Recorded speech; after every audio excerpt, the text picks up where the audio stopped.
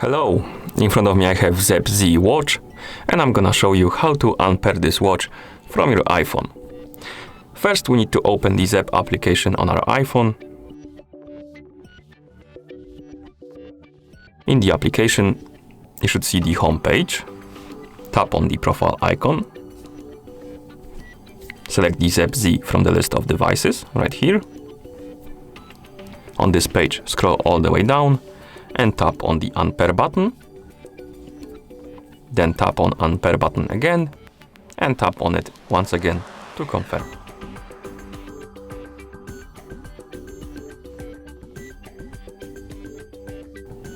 Now let's tap on Got it. And as you can see, the device disappeared from the list of devices, and also it got reset to the factory default settings, as you can see, because we see the list of languages right here on the screen. And that's how you unpair this watch from your iPhone. Thank you for watching. If you found this video helpful, please consider subscribing to our channel and leaving the like on the video.